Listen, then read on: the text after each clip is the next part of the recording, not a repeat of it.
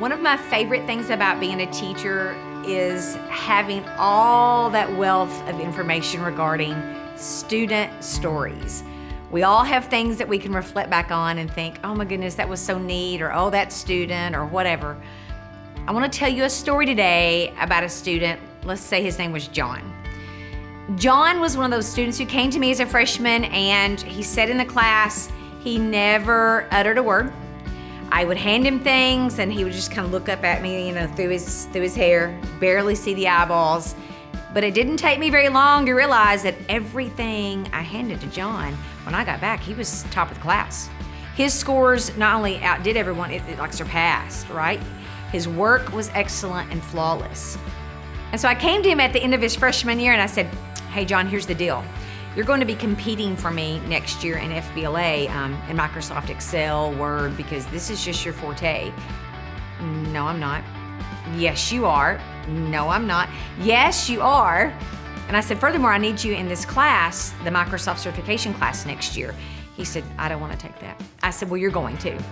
And so we all worked our magic, right, as teachers? So I got him into the class and he was reluctant.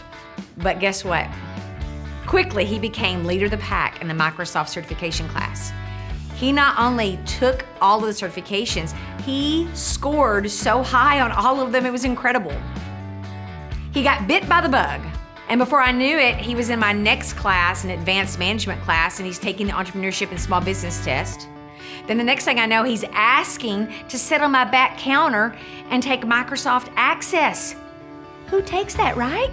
He wanted to do it. And then as a senior, he came to me and he said, what else you got for me? And so I put him in the communication skills for business where he could work on the soft skills that pay the bills, right? At the end of his career, John had 8 certifications when he left my high school. One day, right before the school was out, we were coming home from an FBLA overnight trip. You know those field trips where you take kids to competitions and you don't sleep for 4 nights in a row? You know what I mean. And I'm sitting at the front of the bus in May with no air conditioning, and I'm quietly sitting there leaning up against the window trying to get some sleep. And I feel someone sit down beside me. And I'm like, what? And it's John. He said, Miss Stubblefield, I just want to thank you. I said, thank me for what? I'm trying to sleep. He said, I just want to thank you for giving me a sport.